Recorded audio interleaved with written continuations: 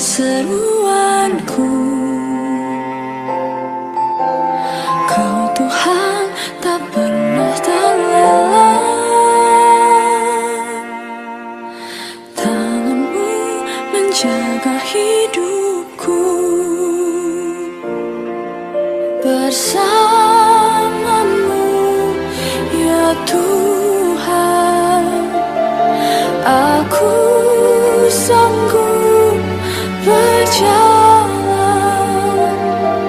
Dengan sayapmu ku kan terbang tinggi, bersamamu aku menang.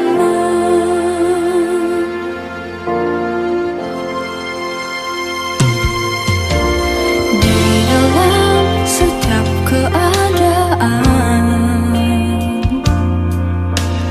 Engkau mendengar seruanku.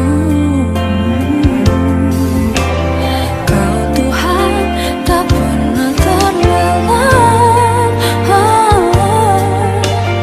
tanganmu menjaga hidupku. Bersamamu ya Tuhan, aku sanggup berjalan. Dengan sayapmu ku kan terbang tinggi, bersamamu aku menang. Bersamamu ya Tuhan, aku sanggup berjalan. Dengan sayapmu ku kan terbang tinggi, bersamamu aku menang.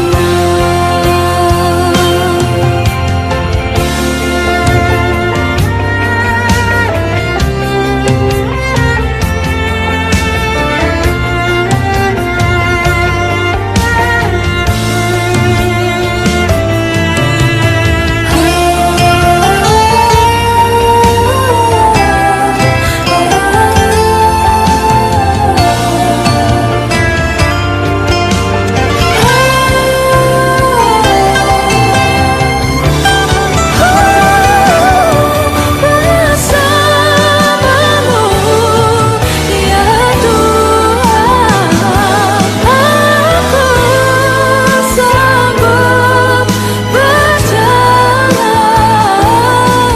Dengan sayapmu ku kan terbang tinggi, bersamamu aku menang. Bersamamu ya Tuhan, aku sanggup berjalan.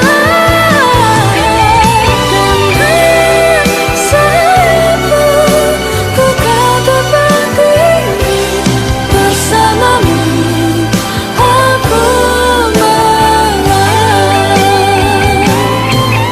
Dengan sayapmu ku kan terbang tinggi,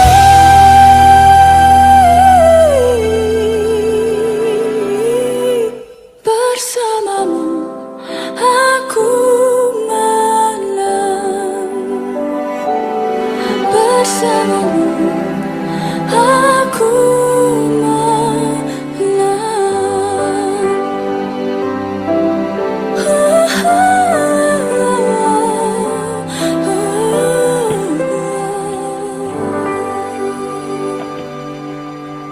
Puji Tuhan, bersamamu aku menang. Salam, saya sapa dengan kasih Ibu Febe dari California. Salam, selamat pagi Ibu Febe. Selamat pagi juga Ibu, maaf Bapak Rara Dodo Duha. Salam, selamat pagi. Selamat pagi juga Bapak Wilson Simanjuntak. Salam, terima kasih Bapak sudah bergabung. Di sini juga ya pagi Ibu Veronica. Saya sapa dengan kasih juga Bapak Pendeta Hari Rofian dari Ah, Malalayang, Manado. Haleluya. Selamat Halo, pagi, Pak pagi. Ismail. Selamat pagi, saudara-saudaraku sekalian. Ya, puji Tuhan, tiba saatnya kita akan menikmati firman Tuhan yang disampaikan oleh hambanya yang terkasih, Ibu Evangelis Ruth Alfonsina. Nanti beliau akan memperkenalkan diri dan 30 menit ke depan kami silakan Ibu diawali dengan doa firman. Silakan Ibu Ya, Evangelis Ruth Alfonsina. baik kita berdoa dulu. Bapa yang baik, kami bersyukur buat hari ini. Ini adalah anugerah dan kelimpahan Tuhan buat hidup kami. Kami Amen. mengucap syukur Tuhan. Engkau adalah hidup kami, Engkau adalah kebenaran, dan kebenaran itu akan memerdekakan kami. Jadi setiap kebenaran yang disampaikan dari Tuhan melalui mulut kami, biarlah itu memerdekakan kami semua. Ada bagian-bagian di dalam jiwa kami, terlebih juga di hati kami, yang perlu diselesaikan, perlu direnovasi oleh firman-Mu. Terima kasih Bapak untuk waktu dan kesempatan pada pagi hari ini. Kami memberkati morning prayer Anastasis Tuhan, dan semua tim yang sudah join pada pagi hari ini. Biarlah firman-Mu ini membuka mata hati kami semua, bahwa kami berada di dalam akhir daripada akhir zaman. Dan Tuhan lagi mencari karakter yang sama seperti dia, yaitu karakter Kristus. Karena di luar karakter Kristus, firman Tuhan katakan dia tidak mengenal kami. Sekalipun kami sudah melayani, sekalipun kami sudah melakukan perkara-perkara besar, yang Tuhan cari dan Tuhan siap menerima adalah karakter yang sama. Yang firman Tuhan katakan adalah imaterial, artinya yang sefrekuensi dengan dia. Terima kasih Bapak, biarlah firman-Mu akan mengubah cara pandang kami. Biar mindset kami Tuhan dikuduskan, ditahirkan oleh darah Yesus untuk menerima kebenaran. Terima kasih Bapa di dalam nama Yesus. Haleluya. Amin. Iya, shalom, selamat pagi semuanya. Saya sebenarnya agak bingung yang namanya Ibu Noni, yang namanya Lydia. Saya waktu nerima WA itu agak bertanda tanya gitu loh. Ini siapa gitu ya. Tetapi ketika dikirim saya punya apa namanya kesaksian di Miracle TV, baru saya mulai agak mencair pemikiran saya yang agak bingung, akhirnya mulai mulai oke, oh oke, saya paham ya. Nah, pagi hari ini kita judulnya adalah karakter rohani. Nah, bicara karakter, oke, saya kenalkan dulu, saya Ibu Ruth Alfonsina. Saya memegang dua pekerjaan Tuhan. Yang pertama di Buram Istri yang usianya udah 30 tahun, dimulai dari tahun 96, di mana di Buram Istri ini mencetak ya, kalau saya bilang mencetak para orang misi untuk membawa jiwa kepada Kristus. Ya, dan sudah banyak hamba-hamba Tuhan yang sekarang udah jadi gembala di beberapa GBI dan bahkan di luar GBI. Yang kedua, saya berada di Yayasan Anti Aborsi atau dikenal dengan Yayasan Genta Pro Life Indonesia, yang isi dari pelayanan ini adalah melayani, mengurus, menghandle orang-orang yang diperkosa, HIV/AIDS, LGBT, ya, orang-orang yang bermasalah dengan penyakit menular seksual, itu yang Tuhan percayakan di saya sudah berusia 20 tahun. Jadi 10 tahun setelah Deborah Misteri, maka Yayasan Genta Pusat meminta saya untuk pegang Kalimantan Timur dan sudah berusia 20 tahun. Nah, sebenarnya dari Deborah Ministry ke Yayasan Genta itu nggak beda-beda jauh, cuma kalau di Yayasan Genta ini kami di bawah hak asasi manusia, badan hukumnya. Jadi kita bisa masuk ke umum, ya ke orang umum. Jadi termasuk juga banyak yang dari apa namanya Muslim, dari orang-orang Muslim terima Yesus lahir baru ketika diurus dengan kasihnya Yesus. Hanya Haleluya. kasih Yesus yang bisa membuat manusia kembali kepada Tuhan sekalipun mereka rusak seapapun. Karena Amin. kalau paling sering saya temukan kan orang AIDS ya, diperkosa gitu ya 10 tahun, ketika melahirkan anaknya juga sudah AIDS ya, Tetapi apakah itu harus diabaikan atau dibuang? Tidak. Kalau kita mempunyai kasih Bapa, kasih Yesus, karena Bapa itu melihat bukan dari casingnya, tapi Bapa melihat hati orang itu. Dan Amin. banyak para AIDS yang akhirnya bertobat, terima Yesus lahir baru.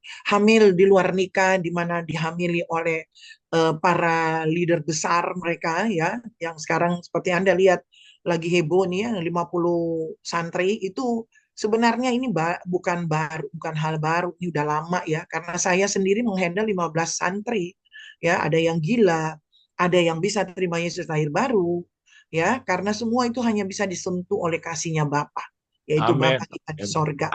Nah, pagi hari ini mungkin nanti seperti permintaan dari siapa ya, Lydia ya. Saya nggak tahu Lydia yang mana. Kalau Ibu Noni saya udah bisa kenal. Oh ini. Tapi Lydia yang WA saya terakhir, saya belum Ibu tahu yang Lydia, mana.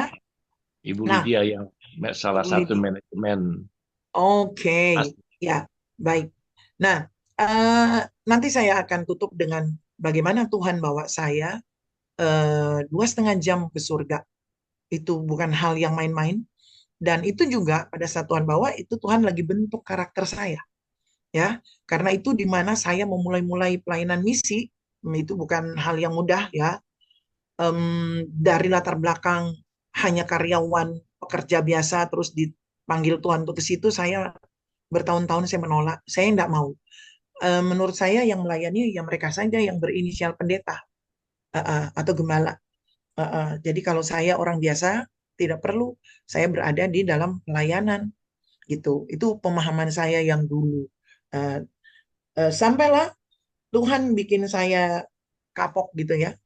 Bagaimana caranya supaya saya mau menerima panggilan atau pinangannya Tuhan ke saya? Itu Tuhan bentuk saya lewat anak saya mau mati. Karena saya juga mempunyai anak hampir 4 tahun. Nah, sudah punya anak, terus anak itu jadi jaminannya Tuhan. Wah, itu nggak gampang. Sampailah saya menerima panggilan itu, pinangannya Tuhan, dengan jujur agak berat hati. Tetapi semakin saya menolak, ada aja Tuhan izinkan sesuatu terjadi yang membuat saya terblok dengan semua rencana-rencana pribadi saya. Nah, ternyata ketika saya mengiyakan, justru saya sudah mengiyakan. Ya, tadinya kan saya nggak mau. Tapi ketika saya mengiyakan, justru di situ Tuhan bentuk karakter saya. Gitu ya. Nah, pada saat Tuhan bentuk karakter saya mengalami pada saat saya mulai-mulai pelayanan, ya saya mengalami betul-betul saya rasa itu dibentuk banget karakter saya. Yang namanya saya diturunkan dari mimbar itu nggak gampang. Nah sekarang kalau saya boleh flashback balik, Tuhan kan memang saya nggak mau menjadi hamba Tuhan. Gitu. Nah kenapa saya diturunkan dari mimbar? Karena ketika saya satu waktu mengisi pelayanan pengerja dari gereja tempat saya berada pada saat itu, nah, akhirnya tahun 2003 saya keluar dan saya izin saya mau buka pelayanan sendiri gitu ya. Karena memang dari 96 saya sudah buka di Buram Istri, tapi saya masih di bawah satu gereja. Akhirnya saya kembangkan itu ketika saya keluar di tahun 2023. Pak, ceritanya karena saya melayani firman. Ketika saya melayani firman, karena ini yang kita akan bahas karakter ya. Ketika saya melayani firman, rupanya itu ada pengerja gereja lah, sekitar seratusan 5 orang apa 110 lah, saya nggak terlalu ingat. Itu pengerja semua, ya, dari pelayan asyar, kolektan, em, musik, ya, semua musik tentu satu paket, ya, termasuk penatua diaken, begitu. Nah, ketika saya bawa firman, rupanya ada majelis tersinggung. Lah, saya kan tidak menyinggung dia. Dan saya tidak tahu ternyata dia itu lagi selingkuh dengan pemain keyboard punya istri. Nah, karena dia orang penting di situ dan uangnya gede, cuannya besar, maka keputusan dari pemimpin saya adalah membela dia. Begitu. Nah, rupanya dia begitu luar biasa bisa menyuap. Inilah warna gereja. Kalau kita lihat gereja hari-hari ini, itu nggak beda sama yang pada saat saya lagi ngalamin. Karena dia kuat menyuap, dia biasanya di gereja tuh ada bahasa begini. dia adalah pilar gereja. Nah, kata pilar itu maksudnya pendukung dari Dana. pelayanan gereja itu. Dalam catatan pendukungnya dari uang, ya uang Ya. nih, dana nih. Dia adalah pilar gereja. Oke, karena dia pilar gereja, jadi dia itu dinomorsatukan. Singkat cerita, saya dieliminasi dalam artian satu saat saya lagi mimpin WL karena saya berangkat melayani itu dari WL dulu ya. Jadi saya WL dari ibadah, WL KKR dan lain sebagainya. Nah, ketika saya lagi habis WL nih hari perjamuan, tiba-tiba rupanya dia sudah memviralkan nama saya itu kepada penatua, diaken dan beberapa pengurus gereja lainnya. Nah, karena di gereja itu sentralnya adalah keputusan dari pemimpin dari gembala, dan gembala itu bisa dia bayar, dia suap dengan fasilitas dia yang luar biasa, ya.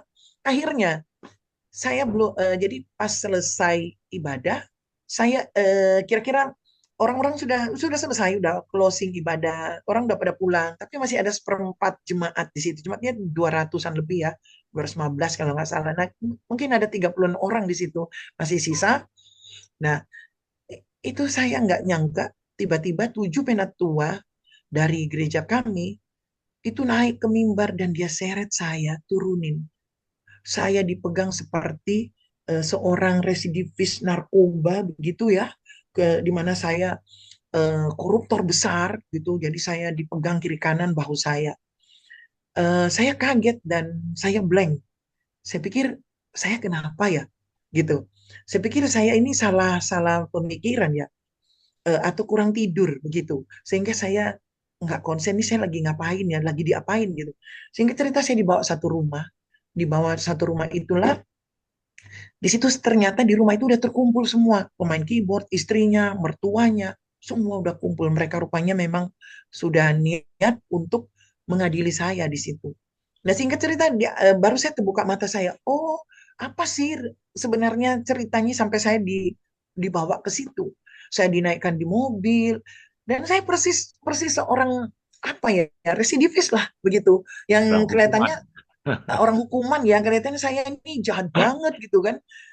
Di perjalanan saya juga antara bingung nih saya kenapa ya Tuhan gitu loh. Nah, singkat cerita sudah saya lewatin semuanya. Habis itu saya diskorsing, tidak boleh melayani totalitas. Pertama 3 bulan, tapi setelah itu tidak ada rentang waktu sampai kapan saya bisa melayani lagi. Di situ akhirnya saya komplain lah sama Tuhan. Saya komplain sama Tuhan, saya nego sama Tuhan, dan saya bilang, kan sudah saya bilang Tuhan, saya kan tidak mau melayanimu. Nah, sekarang justru saya sudah bersedia hati mau melayani, kenapa saya mengalami seperti ini? Nah, ketika saya melayani seperti ini, dan saya mengalami hal ini, disitulah saya 3 bulan total tidak pernah ke gereja. Ya, Tuhan betul-betul lagi bentuk karakter saya. Dari pembentukan karakter itulah sampai akhirnya saya memulai dengan pujian dan penyembahan. Memang saya suka pujian penyembahan karena kalau ibadah apa namanya perjamuan kudus, gembala saya maunya saya yang pimpin karena mau naikkan penyembahan. Nah, singkat cerita itu penyembahan yang betul-betul yang rasanya orang dibuang, ditolak, tidak dipakai lagi, ya. Itu yang ada di dalam otak saya. Tapi hati saya bergemuruh dan saya bilang sama Tuhan, Tuhan, kalau begini, mulai hari ini saya sudah tidak mau melayani seterusnya. Jadi lepas dari 3 bulan, saya berhenti akan melayani. Apa saja. Jadi saya ngomong sama Tuhan, saya sudah bilang seperti itu. Nah, waktu saya lagi nego dan bilang seperti itu, tiba-tiba disitulah saya punya, saya tiba-tiba 2 orang besar datang ke saya. Ya, saya penyembahan, 2 orang besar datang ke saya itu, dia cuma bilang begini sama saya, ikut kami. Terus saya bilang, saya tidak mau, karena saya nggak kenal kalian. Dia ngomong lagi kedua kali, ikut kami. Saya tetap ngotot tidak mau, karena saya nggak kenal kamu, gitu. Ini saya dalam doa ya, dalam penyembahan, dalam doa. Ya, dengan habis setelah saya bilang saya nggak kenal kalian, ya mereka tetap angkat saya. Jadi 2 bahu saya ini diangkat dengan orang itu gede banget, gede, ya, bukan ukuran manusia. Dan mereka ternyata itu adalah malaikat. Dia angkat saya, tibalah saya ke satu tempat. Ya, satu tempat itu yang di Wahyu 21 katakan. Ya, itu tempat yang saya tidak pernah lihat, menakutkan tapi mendamaikan. Jadi saya bingung, ini saya di mana ya? Gitu.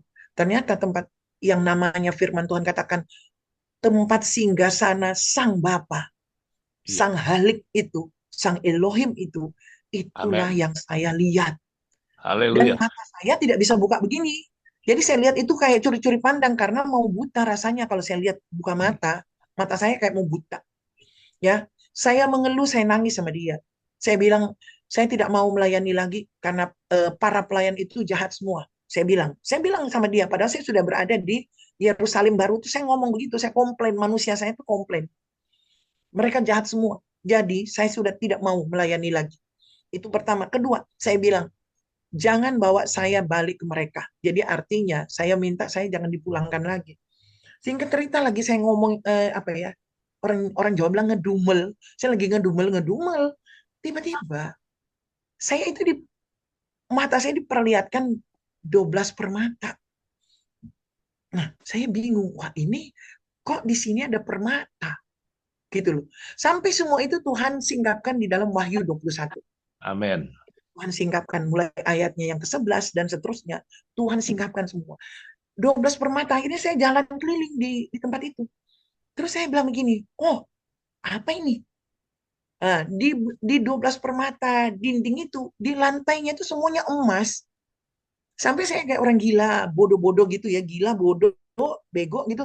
Ya, wow, wow, wow. Pokoknya saya kayak orang kegilaan lah. Wow, kayak orang kagetan gitu. Wah, wah, kok ini? Nah, kira-kira mungkin sekitar 2 jaman saya tidak terasa saya lagi dikasih bahagia gitu sama Tuhan, dikelilingin, ya. Akhirnya ada suara yang saya takut melihat muka dia itu nggak bisa. Dia bilang begini, kembalikan dia. Wih, suara itu besar, suaranya itu seperti gemuruh, wah gitu loh. Kembalikan dia. Terus saya, loh, siapa nih maksudnya? Terus ketika saya rasa tujuannya ke saya tiarap, saya ngomong, saya tidak mau pulang ke bumi. Saya di sini aja. Suaranya ada lagi. Kembalikan dia. Saya nangis lagi, saya bilang jangan, saya tidak mau, saya di sini saja. Saya udah enak, saya sudah nyaman di sini. Yang ketiga kali dia ngomong, tugas kamu belum selesai, suaranya wah gitu loh, menggelegar, takut tapi damai gitu loh. Ya, saya takut dengar itu. Nah, yang ketiga kali itu 2 orang yang tadi ngangkat saya itu, dia ada lagi di samping saya. Nah, ini saya disuruh bawa dan akhirnya saya dibawa sama dia. Saya sedikit agak nggak mau gitu. Enggak, saya nggak mau gitu.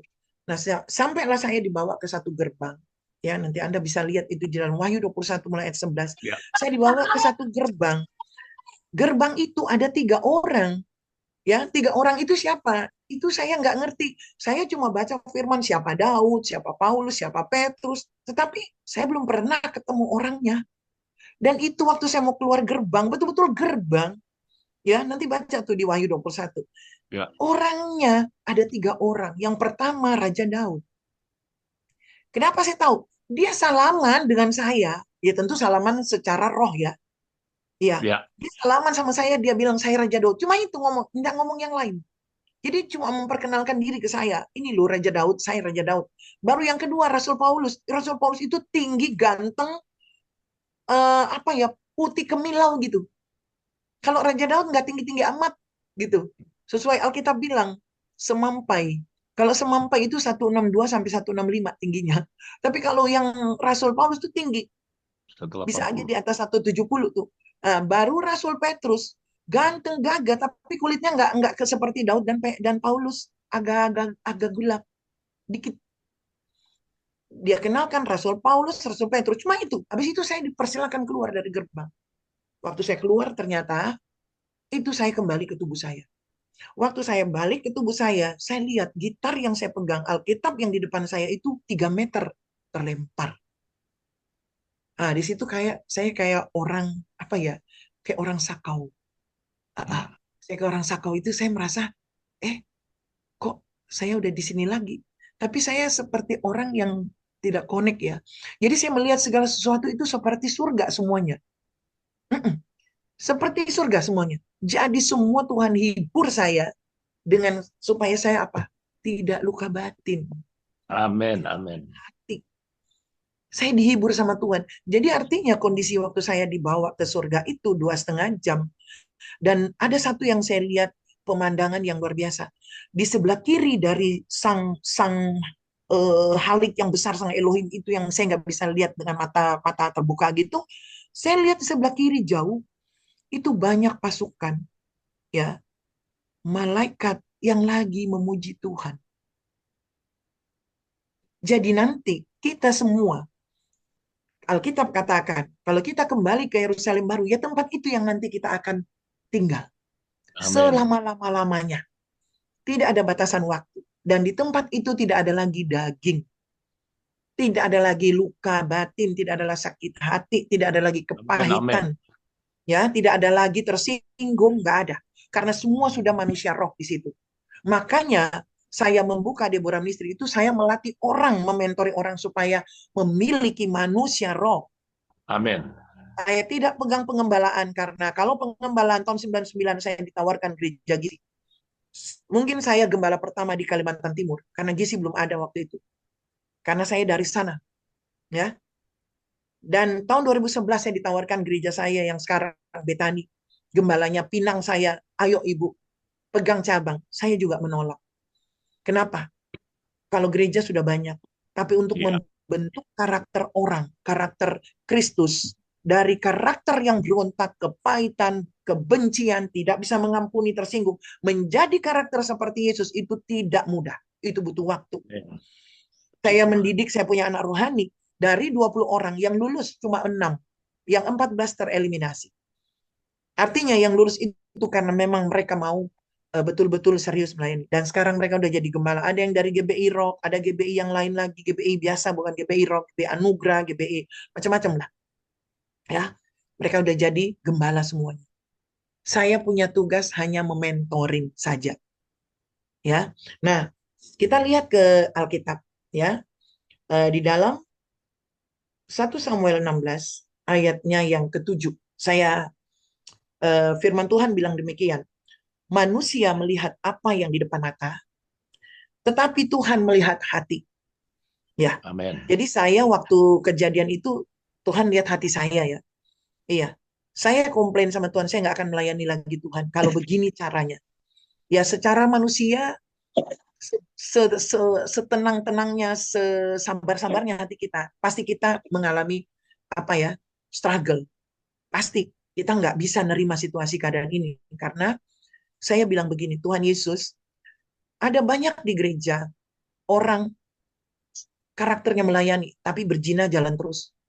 Nipu jalan terus.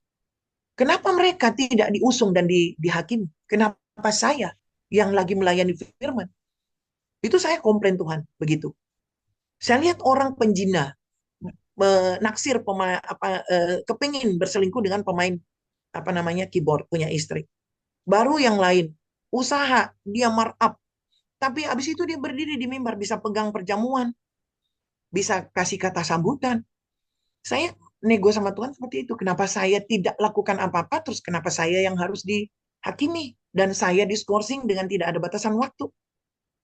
Ya, itu Tuhan ajar saya ternyata memulai pekerjaan Tuhan, memulai memegang pelayanan roh.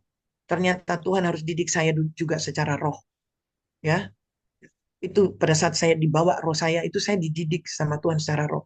Arti dari Raja Daud, Tuhan bilang begini sama saya, Daud itu domba yang digembalai sama dia cuma 3.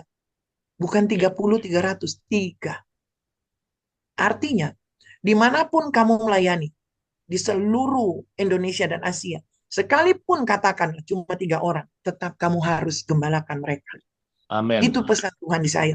Rasul Paulus, dia adalah rasul yang paling banyak mengalami penderitaan selama di bumi.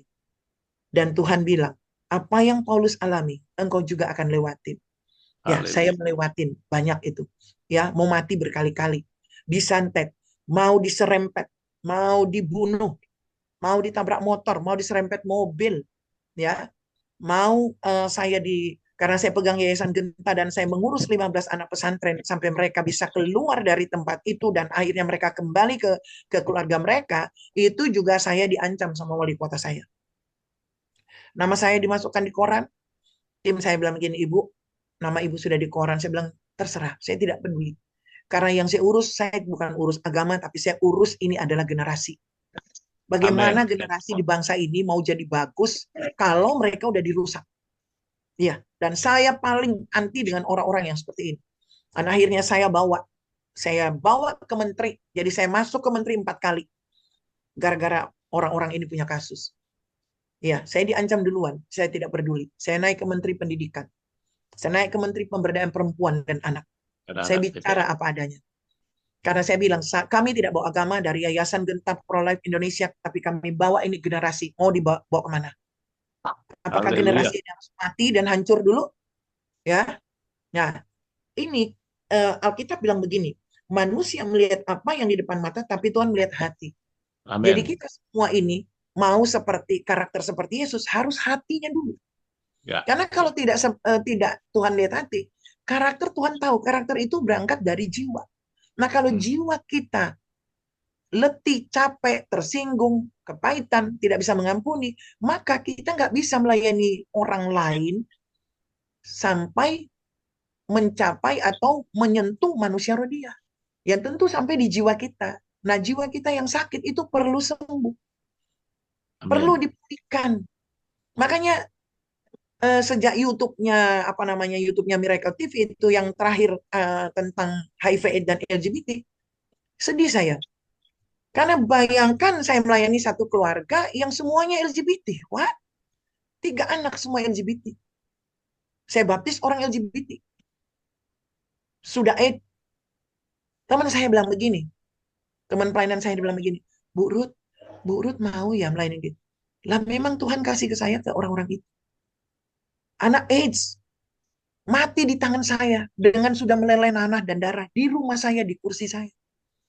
Ya, orang kusta meleleh tangan udah buntung jari. Tuhan suruh saya layani, doain, tumpang tangan. Itu nggak mudah. Ya, haleluya. Ya, itu bukan hal gampang. Habis itu bukan ditinggal, gembalakan mereka sampai mereka bisa. Sampai mereka bisa cari jiwa lain. Begitu yang saya lakukan di Deborah Ministry. Nah, ayat ini ya, di dalam 1 Samuel 16 ayat 7, firman Tuhan bilang begini, artinya Tuhan menilai apa? Hati. Tuhan tidak menilai penampilan luar. Benar. Jadi kalau Anda melayani, terus cuma mau lihat kayak orang lihat casing, oh saya STH, MTH, DRIR. Saya waktu itu pernah khotbah di satu gereja, itu suami istri dosen, doktor. Yang khotbah evangelis. Setelah saya pasca khotbah, setelah mau makan makan bersama, tiba-tiba Ibu Gembala bilang begini, Bu Ruth, boleh nggak saya minta materinya? Loh ini dosen loh. Jadi saya pakai ini Tuhan punya firman. Saya itu Amin. seperti Amin. Daud. Kita seperti Daud yang Tuhan lihat hati. Ya, pertama Tuhan tidak melihat penampilan luar. Kedua jabatan pelayanan DRIR, STH, MTH, MDiv dan seterusnya dan seterusnya. Yang ketiga Tuhan tidak lihat karena kita pintar ngomong. Ya, Ya, betul. enggak. Tuhan nggak lihat itu. Tuhan tuh lihat selalu dikoreksi sama Tuhan adalah hati, nurut, hati. Jadi kalaupun saya melayani jiwa-jiwa, tiba-tiba mereka berkhianat sama saya ingat Daud. Karena Tuhan bilang, aku kasih hati gembala sama kamu, Ruth. Sekalipun kamu nggak pegang pengembalaan. Hati gembala itu, sekalipun sudah dirobek-robek sama si penjahat, dia tetap mengampuni. Dia Amin. memaafkan. Dia tetap sayang orang itu. Itulah Amin. hati Yesus. Amin. Kadang-kadang saya nangis gitu ya. Saya bilang, adalah manusia yang ngomong begini. Udah syukur-syukur lu, gua tolongin loh. Ya, manusia saya ada ngomong begitu. Tapi ketika Tuhan ingatkan saya waktu saya bersalaman dengan Daud, saya nangis. Saya bilang, Tuhan ampuni saya. Saya tidak mau berpikir seperti itu. Biarlah saya berpikir seperti seorang gembala. Sekalipun dombanya berantakan, rusak, tetap dia sayang. Ya. Nah, yang keempat, Tuhan tidak lihat karena orang ini berkarisma. Ya. Atau yang kelima, popularitasnya tinggi, ya, atau aktivitas rohaninya begitu on. atau on fire lah, gitu ya. Ya, ini Tuhan nggak lihat itu. Tetapi Tuhan melihat isi hati dan karakter seseorang. Amin. Ya, jadi karakter itu nomor satu di dalam pekerjaan Tuhan sampai hari ini. Ya, karakter rohani orang Kristen menurut prinsip Alkitab ini berarti hati yang takut akan Tuhan pertama. Kedua, Amin. mau taat. Ketiga rendah hati. Ya, rendah hati. Bagaimana gembala ya? Sudah diurusin satu keluarga, dibantuin, disupport ekonomi dan lain sebagainya. Habis itu berkhianat sama kita. Tapi selalu Tuhan bilang begini, nah, aku tahu hatimu. Wah, di situ saya nggak bisa apa-apa, saya nangis aja. Ya Tuhan, terima kasih Tuhan. Iya, kalau kalau kita mau menggembalakan mereka, ya memang kadang-kadang kelakuan mereka yang bergajul itu kita harus terima. Mm. Bukan berarti kita kompromi ya. Kita Ya. terima kejahatan mereka punya apa namanya kelakuan, kita terima. Tapi kita bawa ke Tuhan mereka ini sampai mereka tuh Amin. bertobat. Iya, ada satu waktu saya biarkan. Ya, saya biarkan mereka sesuka hati mereka. Saya biarin. Ya seperti Bapak di sorga. Tak biarin. Nek kamu macam-macam, tak biarin. Sampai nanti kamu ketemu harganya mahal. Setelah mahal, balik lagi ke saya. Ibu minta maaf satu keluarga. Ibu minta maaf, kami sudah bla bla bla dan seterusnya. Apakah kita harus maafin? Ya memang harus dimaafin. Amin. Nggak bisa kita buang mereka, nggak bisa. Ya harus dimaafin. Ya karena saya selalu bilang, Tuhan, ketika saya mau mengambil bagian dalam pekerjaan, biarlah kasihlah hati, pikiran, dan perasaan. Jadi kalau saya mau jahat, perasaan Tuhan bermain di situ. Kalau Ya. hati saya mau menolak mereka karena mereka udah kurang ajar, gitu ya, kurang ajar banget. Kadang-kadang ketika mereka kurang ajar, mereka keluar, hati saya nangis loh. Saya nangis, saya bilang, Tuhan, Tuhan lihat hati saya nggak benci dia. Terus Tuhan tanya, kamu mau dia balik lagi? Mau Tuhan. Puji. Kadang-kadang hati kita tuh, Daud itu udah penuh dengan aniaya hatinya. Ya hati Ya. kita gembala itu udah penuh dengan aniaya. Tapi kita nggak bisa buang mereka. Itu udah apa ya? Udah perjanjian mati kita dengan Tuhan. Mau jadi gembala, mau jadi apa namanya mengalami penderitaan seperti Rasul Paulus. Rasul Paulus kan banyak dianiaya. Iya. Ya. Sampai dia bilang hidupku bukan aku lagi. Gitu loh. Kalau dia bilang hidupku bukan aku lagi, ya artinya di situ dia udah totalitas menyerah dalam penganiayaan itu. Bukan berarti dia kompromi dengan kejahatan mereka, tidak. Gitu. Nah, Rasul Petrus itu rasul yang membawa jiwa-jiwa. Jadi ya di dalam Yayasan Genta itu ya orang-orang di luar itu, apalagi 15 anak pesantren itu, jadi bagian yang ngurus gila itu suami saya dengan tim lain. Kita bagi dua. Baru yang hamil-hamil itu datang ke saya urusin. Saya mentorin. Sampai dia betul-betul mengerti hidup dia itu dibawa kemana. Dan akhirnya kita layani dia sampai dia melahirkan, tapi saya over ke link kami di daerah lain karena kami belum ada rumah singgah di sini. Gitu ya. Nah, yang berikut dikatakan di sini, karakter rohani yang Tuhan minta dari ayat ini, dari 1 Samuel 16 ayat 7, hati yang takut akan Tuhan, mau taat, rendah hati, siap ditegur. Nah, ini dia yang banyak orang lari nih dari pembentukan Deborah Ministry, nggak mau ditegur, gitu ya. Hidup dalam pertobatan. Apakah saya perlu bertobat? Perlu setiap hari. Mengasihi Amin. kebenaran. Dan ada satu, tidak munafik. Ya. Ya, kalau kita hidup di dalam roh, tentu semua ini akan pelan-pelan Tuhan singkirkan. Iya. Amin. Karena kalau kita munafik akan ketahuan dari wajah. Saya bisa lihat di mana Ya. saya pelayanan. Saya lihat orang munafik, saya bisa tahu. Ini pendeta ini tulus apa nothing tulus, saya tahu. Iya, iya. Satu waktu saya berada di satu GBI, ya. Saya pelayanan pagi sore jam 7 dan jam 5. Nah, ketika saya penyembahan, tiba-tiba ada anak perempuan 24 atau 23 tahun diteriak-teriak. Tapi dia kursinya agak 3 ke belakang. Oke, setelah selesai, saya udah tutup doa habis firman, saya pergi samperin itu anak, saya peluk dia. Dia teriak dan dia manifest. Ya, tiba-tiba pendetanya nyusul di belakang saya. Pendetanya bilang begini, diam, diam, diam, diam, diam. Stop, stop, stop, stop. Nah, saya paling nggak suka yang kayak beginian. Nggak boleh begitu. Ketika orang lagi manifest, biarkan dia sampai selesai dengan Tuhan. Amin. Ya, jangan di counter. Kalau dia masih ribut, bawa keluar ke samping, ke sekretariat atau keluar untuk dilayani. Para asyar, para pelayan Ya, Tuhan layani dia sampai dia selesai. Karena kalau di stop, ya dia belum kelar dengan Tuhan.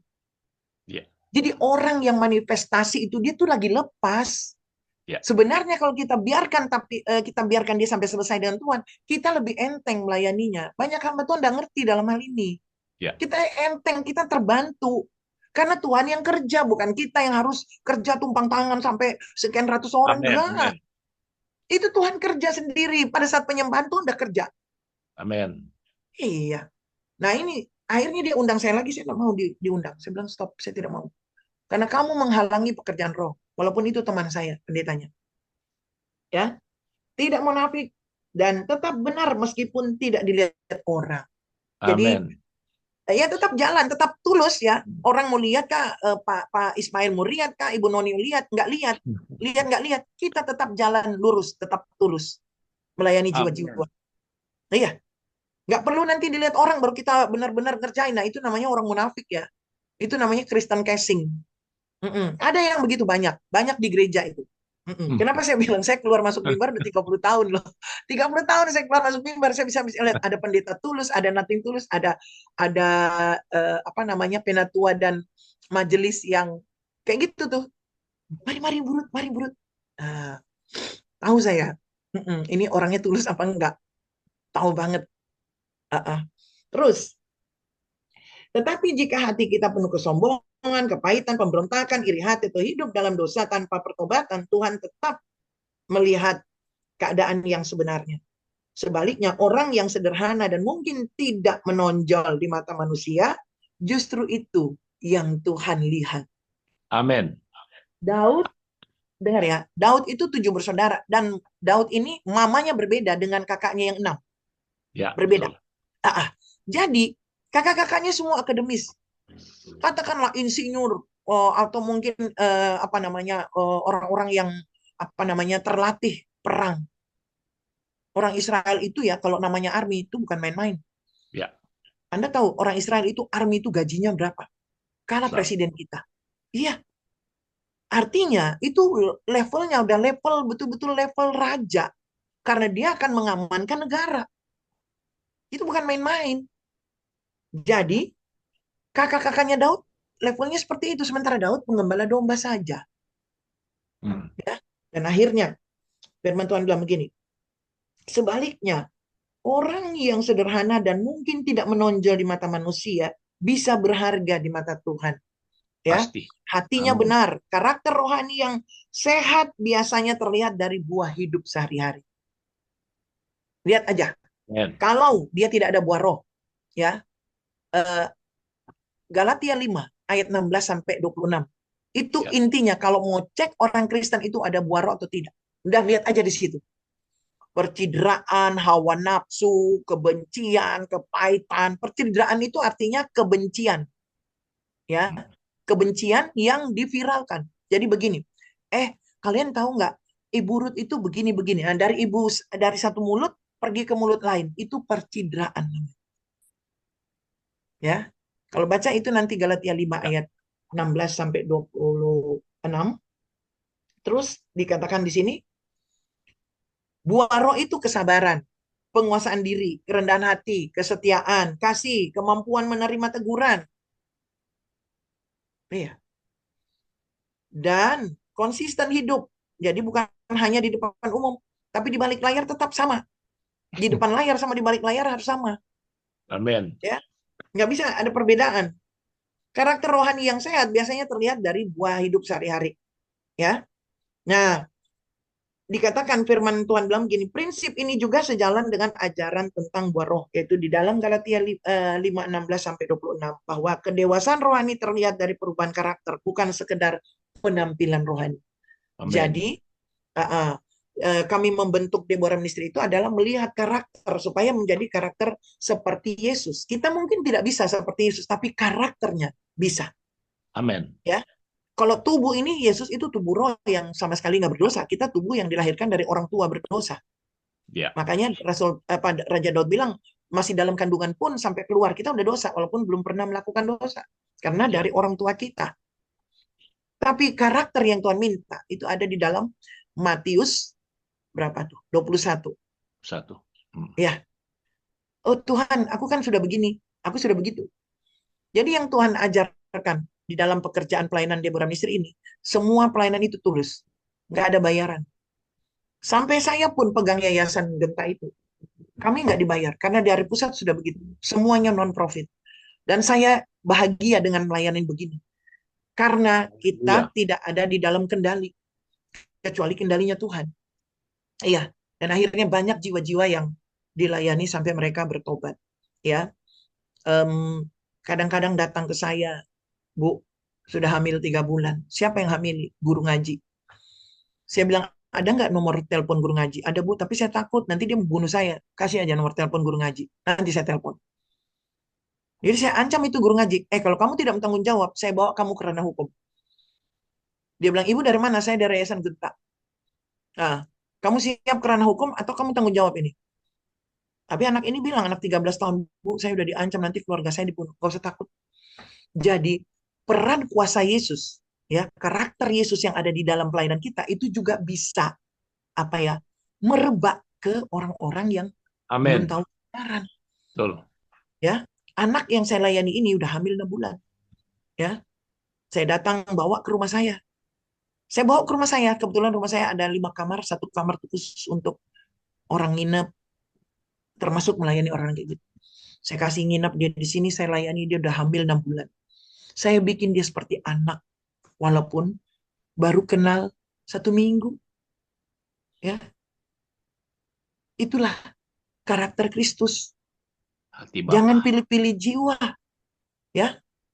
Amin. Sampai pun saya pun harus bayar harga. Waktu dia berangkat, saya dipanggil sama pihak Lion Air, ya. Dia mau kita pindahkan ke daerah lain. Lion Air panggil saya, Ibu, ini apanya Ibu? Saya bilang ini keluarga. Ibu, ini sudah kandungannya bukan 6 bulan, bukan jalan 6 bulan, tapi jalan 7 bulan. Udah nggak boleh berangkat. Waduh, kita udah siapkan tiket, gimana ini Tuhan? Saya pergi ke belakang kamar mandi, saya bilang, Tuhan Yesus, jangan gagal dong Tuhan. Waduh, gimana nih Tuhan kalau gagal? Akhirnya saya bilang, saya jamin, saya jadi penjamin bahwa dia tidak apa-apa naik pesawat. Nah, dari daerah lain udah siap menemani dia. Ya, dan akhirnya di sana dilayani, dilanjutkan dari saya ke sana. Mereka terima Yesus lahir baru. Dan dia punya pasangan pun hamba Tuhan. Ya, Haleluya. Tuhan hebat ya, hebat banget. Amin. Saya bilang Ya, hebat amin. banget, banget. Nah, saya mau dari hasil dari akibat dari Tuhan bawa saya 2,5 jam ke surga. Ada banyak pelayanan itu berefek selalu cara Roh Kudus yang kerja. Amin. Satu waktu saya melayani anak 16 tahun, datang ke saya udah hamil. Oke, 5 menit lagi. Saya tutup dengan ini. Datang ke saya udah hamil. Apa namanya? Keluarga datang bersembilan. Ibu bagaimana dong? Saya tanya, tahu saya dari mana? Oh, waktu itu ibu bikin seminar di satu sekolah. Jadi mereka cari nomor telepon saya, bagaimana caranya dapat. Tiba-tiba mereka minta datang. Singkat cerita, kami ini kan non profit. Jadi kami tidak punya uang banyak, ya. Kalau uang kantong pribadi ada tapi tidak banyak, ya, untuk mengurus yang beginian.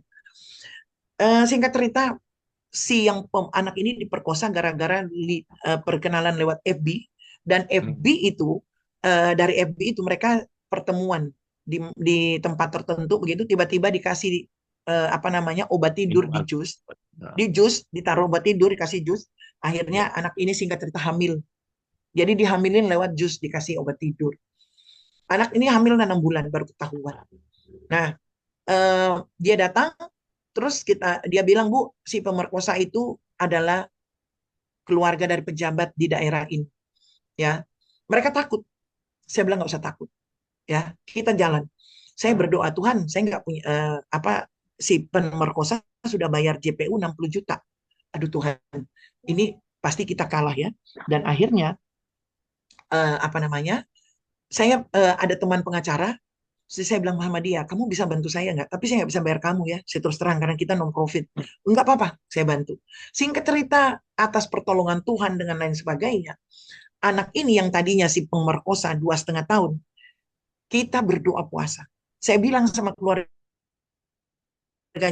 ibu bapak kan bisa berdoa puasa, kan orang muslim juga berdoa puasa. Iya, Bu. Mau Ya. nggak kamu berdoa puasa? Karena kita besok akan masuk ke pengadilan. Ya, besok kita adalah penentuan. Dia bilang mau. Jadi saya berpuasa, dia juga berpuasa. Nah, ya, dan saya doakan mereka. Mau saya berdoa buat kita besok mau ke pengadilan? Mau, Bu. Ya sudah kita berdoa. Saya berdoa tetap seperti saya punya kepercayaan Nasrani. Bapak di dalam nama Tuhan Yesus, kami besok akan ke pengadilan jam 9 pagi. Kami minta Tuhan lebih dulu duduk di situ dan Tuhanlah sumber keadilan. Engkau akan nyatakan dan engkau akan buktikan bahwa anak ini tetap menang. Amin. Ini nggak ada duit loh, nggak ada duit. Nah, anak itu kan pemerkosa udah bayar DP 60 juta. Nah, akhirnya singkat cerita, luar biasanya Tuhan, hasil doa puasa itu membuahkan hasil. Keputusan dari pengadilan, si pemerkosa itu tetap kalah. Dia harus melewati 9 tahun 6 bulan. Ya. Potong 6 bulan, dia harus Puji melewati Tuhan. 9 tahun. Jadi itu adil. Ya, Amin. itulah karakter Kristus. Jadi kita bisa menyebarkan kepada siapa saja, mau yang seagama dengan kita, seiman dengan kita atau yang tidak, Ya, tetap kita ya. nyatakan kuasa Yesus. Dan akhirnya kita Amin. Amin. berpelukan Amin. semua, keluar dari pengadilan, berpelukan tangis-tangisan haru. Dia bilang begini kunci. Ibu pro-life, dia nggak tahu nama saya. Ibu pro-life, saya berterima kasih. Luar biasa Ibu. Dan saya mau bilang, Tuhannya Ibu itu mujarab. Amin. Tuhannya Ibu itu Haleluya. mujarab. Jadi dia bilang Yesus itu mujarab. Mereka nggak bisa pakai bahasa lain, tapi maksudnya luar biasa, dahsyat, perkasa, itu dia kasih kata mujarab. Saya bilang, itulah Tuhan Yesus saya, atau Isa Al-Masih binti Maryam. Jadi kalau kamu dalam keadaan kepepet, kamu panggil dia. Serupa dia. Amin. Ya.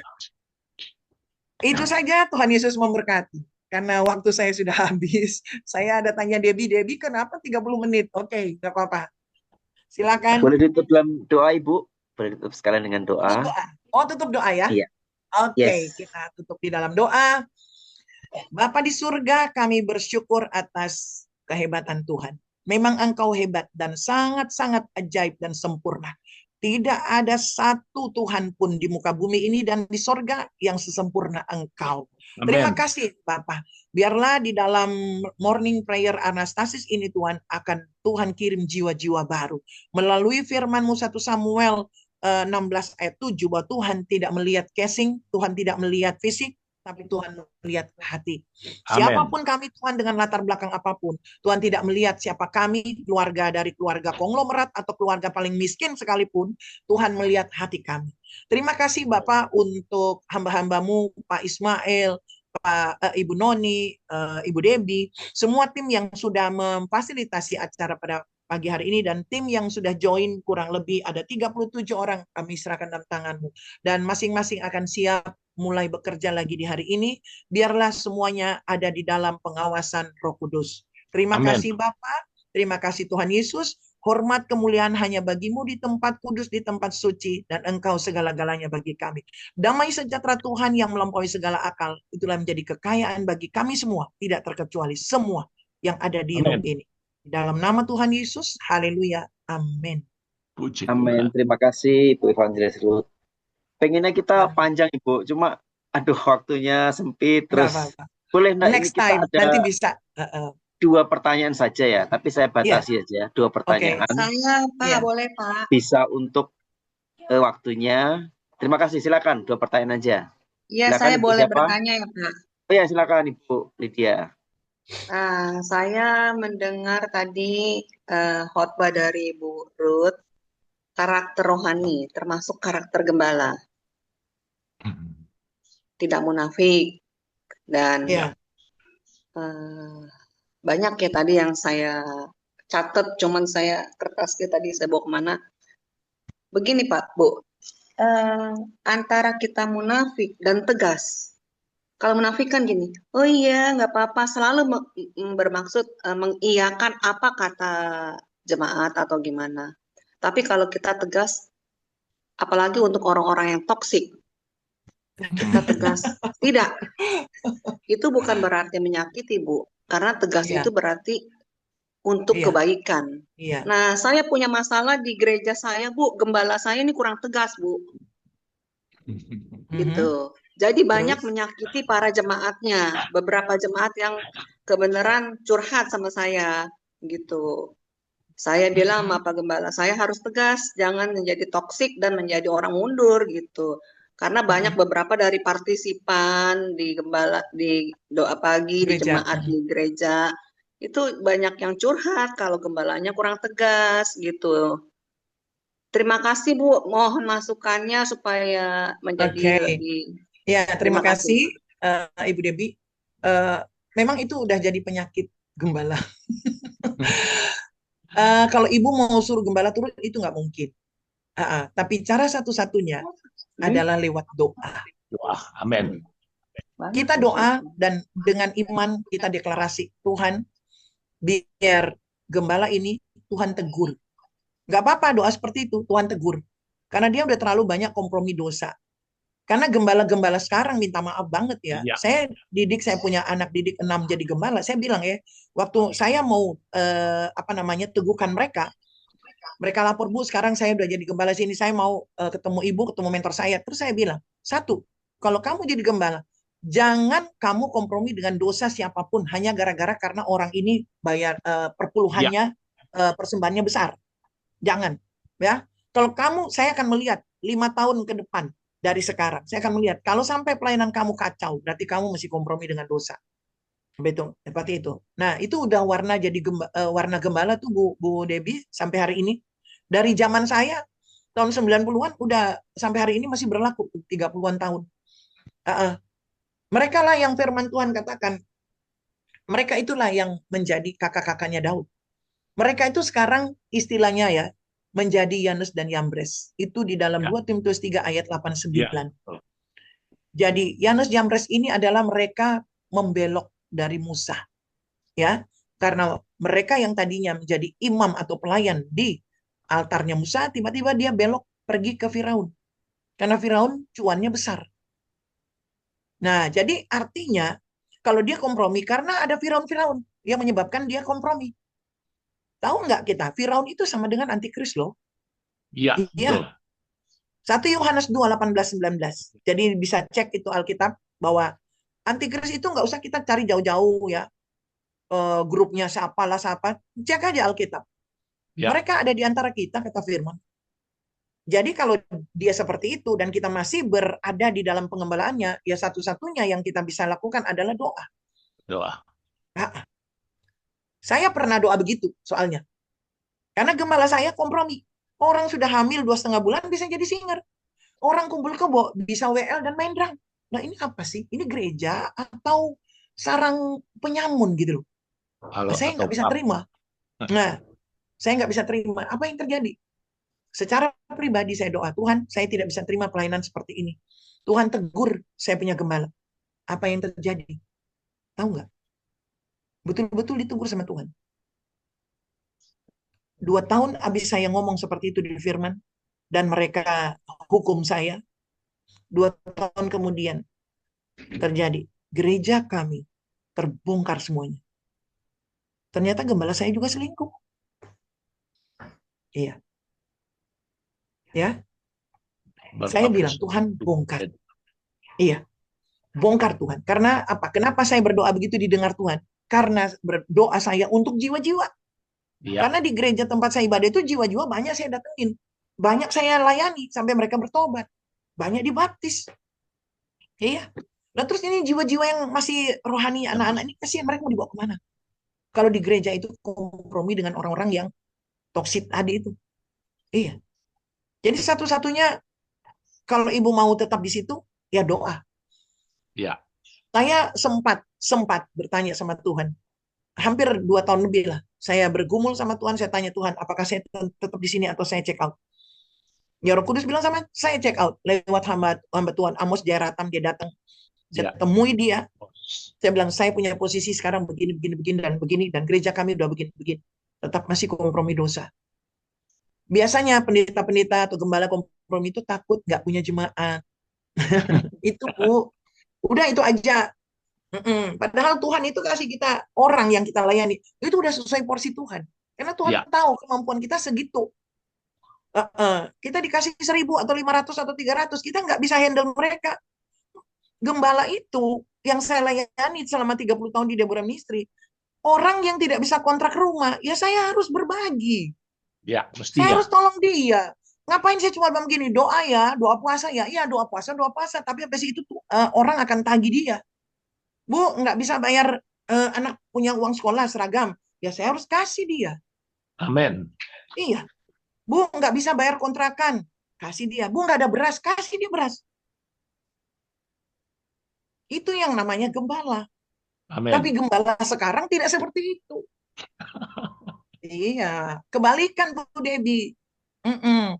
Ya, Come on, datang semua ke saya. Kasih semua persembahan perpuluhanmu. Baru tinggal angkat tangan dari atas. Tuhan memberkati persepuluhan, persembahan. Tuhan kembalikan berlipat-lipat kali ganda. 10, 30, 60. Ganda, Nah, apa 60 100. kali lipat. 100 kali lipat bahkan. Jadi jemaat dengar ujungnya 100 kali lipat. Wow, nanti saya dapat 100 kali lipat. Faktanya nggak gitu. Jadi gembala sekarang itu sama seperti tukang ngecap. Orang Jakarta bilang, lu ngecap ya. Nah itu sudah. Iya. haleluya. Ah, ah. Makasih Bu. Dosa jalan terus. Tapi ngecap tuh. Bilang, nanti dapat 100 kali lipat ganda. Jemaatnya bilang, tunggu-tunggu. Lo nggak dapat 100 kali lipat ganda. Malah apes. Dan gembala sekarang, saya tegur gembala saya waktu itu ya. Acara gereja kami itu 700. Dan gereja kami itu di tengah-tengah pemukiman elit. Perumahan elit. Tanah itu dikasih sama manajer dari perumahan elit. Free. Bangunan dibangun sebagian sama pengusaha-pengusaha. Jadi gembala-gembala itu takut kepada orang yang bangun. Dia bukan Kata takut Tuhan. kepada Tuhan. Makanya dia bisa kompromi dosa, Bu Debi. Terus satu waktu saya bilang, hey, kalau kalian begini cara hidupnya, saya bilang, orang miskin mati, anaknya di perut, 5 bulan mati. Minta bantu Bu Ruth, istri saya sudah di rumah sakit, mau operasi, nggak ada duit. Saya ngomong sama ibu gembala saya. Apa dia jawab? Doa puasa. Ya habis doa puasa mati dua-dua. Sekarang dibutuhkan itu bukan doa puasanya, jawaban. Amin. Ya udah, saya copot giwang saya. Karena dia bilang doa puasa, ya doa puasanya itu sampai kapan gitu loh. Saya copot giwang saya jual. Saya langsung masuk kamar operasi, cepat ambil tindakan. Suaminya masih Haleluya. budak. Suaminya masih Puji budak. Tuhan. Nah itu gembala tuh. Ya itu yang Tuhan ajar waktu saya lihat Daud. Saya bersalaman dengan Daud. Ya, ngurus mereka. Urus. Daud itu pengurus. Ya, Ya, betul. walaupun dia raja, tapi awalnya dia jadi pengurus. Jadi kita diarahkan Tuhan jadi pengurus. Iya, ya. Begitu Bu Debi. Jadi kalau saya memilih pada saat itu ya saya check out. Saya bilang udah nggak bisa nih. Udah terlalu kompromi ya. Ah, ah. Para maling-maling itu ada di gereja dan mereka pegang perjamuan sebagai majelis. Itu maling semua. Iya, Bapak yang mau bunuh saya dengan mobil, akhirnya ketika saya lepaskan pengampunan, dengar baik-baik. Ketika hati kita tulus, lepaskan pengampunan. 6 bulan dari itu, anaknya digilas sama mobil dia sendiri. Hancur kakinya sebelah kiri, anak 11 tahun. Iya, kalau kita tulus, Tuhan akan beracara dengan caranya Tuhan. Amin. Ya, tidak usah takut Amin. kalau Anda bergereja, terus Anda mau tegur. Saya tegur pendeta saya, kalian kalau acara ulang tahun gereja, kalian Hebat. 20 juta untuk makanan. Sementara itu jiwa-jiwa kasihan loh. Nggak bisa makan, nggak bisa punya beras, nggak bisa bayar kontrak. Kalian pesta gereja, pesta makan itu undang orang terhormat. 20 juta, 25 juta tuh habisin untuk makan. Makanya ayat Matius 25 katakan pada saat aku lagi dalam keadaan lapar di penjara, yang nggak berlaku di gereja. Iya, itulah penyakit pendeta hamba Tuhan sekarang. Anda kalau mau lihat ini, lihat aja di YouTube-nya apa namanya Keluarga Hati Ilahi itu ada saya punya edisi terakhir Keluarga Hati Ilahi, ya saya bongkar di situ tuh.